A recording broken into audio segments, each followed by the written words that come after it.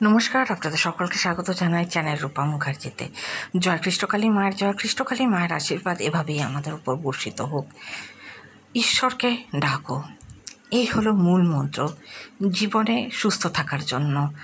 যে অবস্থাতেই আমরা থাকি না কেন, সুখে থাকি, দুঃখে থাকি, অসুখে থাকি, অসুস্থ থাকি, সুস্থ থাকি, বাড়িতে কোনো সমস্যা হোক, সমস্যা মুক্ত থাকি, তীর্থস্থানে থাকি, যেখানেই থাকি না কেন, ঈশ্বরকে ডাকা যেন কোনো সময় আমরা বন্ধ না করি। আসলে আমাদের লক্ষ্য হওয়া উচিত মোক্ষ প্রাপ্তি, নাকি পৃথিবীর জাগতিক সুখভোগ। হ্যাঁ, অবশ্যই জাগতিক সুখভোগ খুব প্রয়োজন, কারণ মন যদি সবসময় অশান্ত থাকে, মন যদি অপ্রাপ্তির দ্বারা তাড়িত থাকে, তাহলে কিন্তু মোক্ষ লাভ তো অনেক দূরের কথা। জন্ম থেকে জন্মান্তর ঘুরে বেড়াতে হবে, আবার সেই শূন্য থেকে শুরু, আবার সেই চাওয়া, আবার সেই পাওয়া, তার লড়াই, চাওয়া পাওয়া না পাওয়ার অসংখ্য দ্বন্দ্ব। তাই ঈশ্বরের মন যেন সর্বদা আমাদের থাকে। একটি উদাহরণের কথা আপনাদের বলি, নিশ্চয়ই আপনাদের মনে আছে যে শ্রী বুদ্ধ অর্থাৎ গৌতম বুদ্ধ কাছে এক সন্তানহারা মা একবার গিয়েছিলেন যেন তার সন্তানের প্রাণ তিনি ফিরিয়ে দেন। কিছুতেই যখন বুদ্ধদেব সম্ভবপর হলেন না সেই দুঃখী মাকে বোঝাতে যে জন্ম মৃত্যুতে ভগবানও কখনো নিয়ন্ত্রণ করেন না, এই বিষয়টা সম্পূর্ণ স্বতন্ত্র, তখন তিনি সেই মহিলাকে বললেন, যান এমন একটি বাড়ি খুঁজুন যে বাড়িতে মৃত্যু পা রাখেনি কখনো, সেই বাড়ি থেকে এক মুঠো সর্ষে নিয়ে আসুন। সারাদিনের পর সেই মহিলা ফিরে এলেন এবং জানালেন তিনি এমন কোনো বাড়ি পাননি, এবং হয়তো মনে মনে এই কথাটি বুঝতে সক্ষম হলেন যে এই জিনিস বাস্তবে সম্ভবপর নয়। তাই আমাদেরও এই কথা মেনে নেওয়া উচিত। কিন্তু আমরা কেন জানেন এতটা বেশি ভেঙে পড়ি, এতটা বেশি শোকতাড়িত হয়ে পড়ি? কারণ ওই যে মহিলা, ওই যে সন্তানহারা মা সারাটা দিন পেয়েছিলেন এই কথাটা অনুভব করতে যে হ্যাঁ, এটা তো সত্যি কথা, এমন তো কোনো বাড়ি নেই যে বাড়িতে মৃত্যু এখনও পা রাখেনি। সেটা তিনি বুঝেছিলেন। সে কথাটা বুঝে তিনি আবার তার সেই গোটা পথটা পেরিয়ে এসেছিলেন মৃত সন্তানের কাছে। ততক্ষণে তিনি এই রিয়েলাইজেশনটা করতে সক্ষম হয়েছিলেন।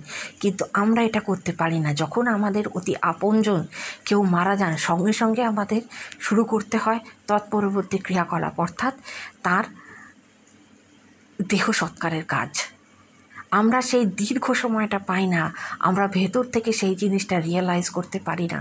আর করতে পারি না বলেই আমরা ঈশ্বরের প্রতি মাঝে মাঝে বিমুখ হয়ে পড়ি।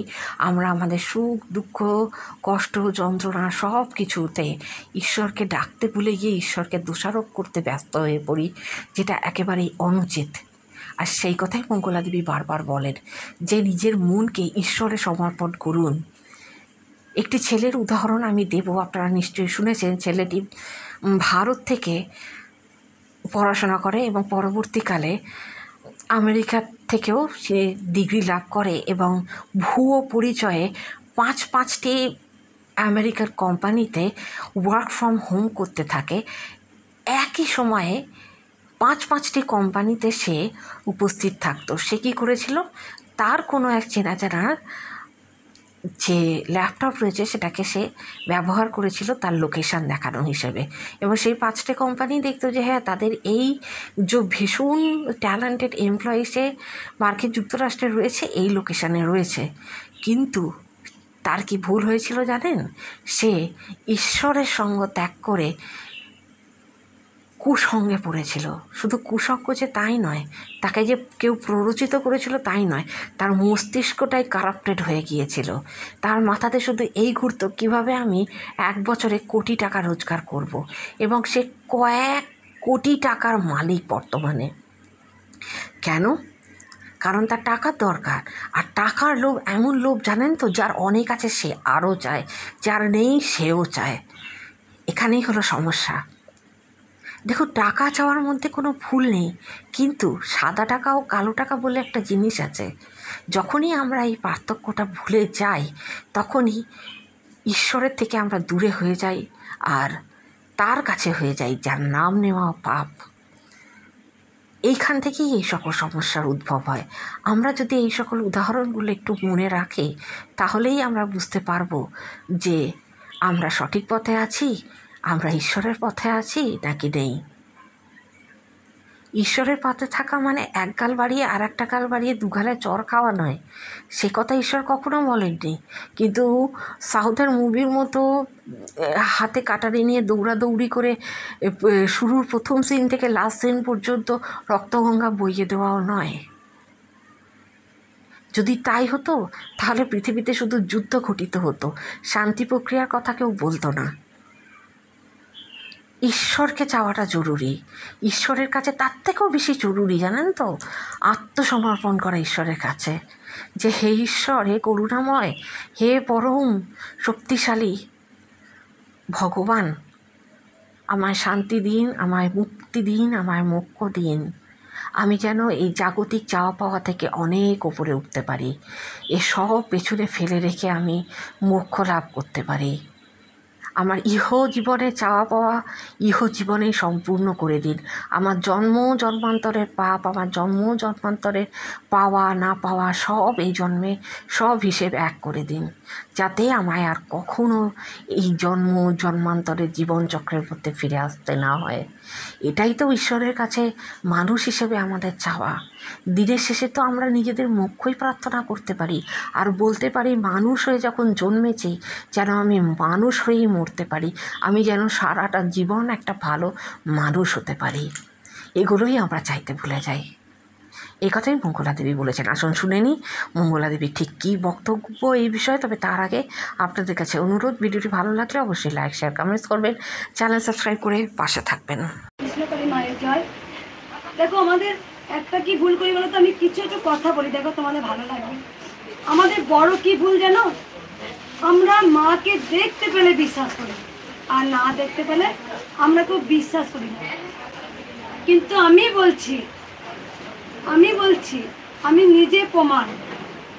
ওগো ওরে মা আছে রে, মা আছে, মাকে ডাকলে মা ঠিক সাড়া দেয়, মাকে ভালোবাসলে মা ঠিক ভালোবাসা ফিরিয়ে দেয়। তাই আমি ভক্তদের বারবার বলি যে মা আছে গো, তুমি যদি মায়ের কথা চিন্তা করো মা দেখবে ঠিক তোমাদের কথা চিন্তা করে। তুমি যখন মাকে ভালোবাসবে দেখবে তোমাকে এতটা ভালোবাসা দেবে। কারণ আমি নিজে প্রমাণ গো, যখন মাকে ডাকি না মা মা মা মা, আমি বলছি গো, আমার ঠিক অনুভূতি হয়। তাই মা যুগে যুগে ছিলেন, আছেন, থাকবেন। জন্ম মৃত্যু, যিনি আমার কপালে জন্ম দিয়েছেন তিনিই মৃত্যুটা লিখে রেখেছেন।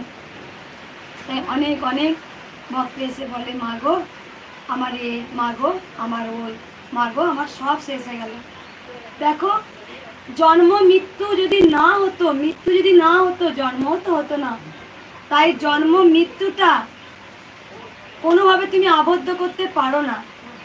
কারণ জন্ম যখন হয়েছে তখন নিশ্চিত আমার মৃত্যু হবেই, আর মৃত্যুটা গোবিন্দ লিখে রেখে দিয়েছে। কারো গাড়ি অ্যাক্সিডেন্টে মৃত্যু, কারো রোগ জ্বালায় মৃত্যু, কারো ভালো বাবা মা বেঁচে আছেন সন্তানের মৃত্যু, আবার কারো সন্তান আছেন মায়ের মৃত্যু, আবার কারো বাবার মৃত্যু, আবার কারো গাড়ি অ্যাক্সিডেন্টে মৃত্যু, আবার কারো নানাভাবে নানা রকম মৃত্যু, কেউ রোগ জ্বালায় মৃত্যু। তাই মৃত্যুটা কেউ আটকাতে পারে না, কারণ গোবিন্দ স্বয়ং লিখে দিয়েছেন যে সময় যে তারিখ আমার যদি মৃত্যু লেখা থাকে আমার সেই টাইমই সেই তারিখে সেই দিনেই মৃত্যু হবে। কারণ মৃত্যু, জন্ম মৃত্যু সবই যে গোবিন্দর হাতে লেখা। তাই একবার যখন ভগবান গৌতম বুদ্ধ ছিলেন সেই সময় এক বিধবা মায়ের এক ছোট্ট সন্তান ছিল, সেই সন্তানটা মারা যায়। তার স্বামী কিছুদিন আগে মারা যায়, কিছুদিন পর তার ছোট্ট সন্তানটাও মারা যায়। কিন্তু সেই বিধবা নারী মরা সন্তানটাকে নিয়ে ভগবান গৌতম বুদ্ধর চরণে ফেলে দেয়, বলে আচ্ছা ভগবান তুমি তো ভগবান,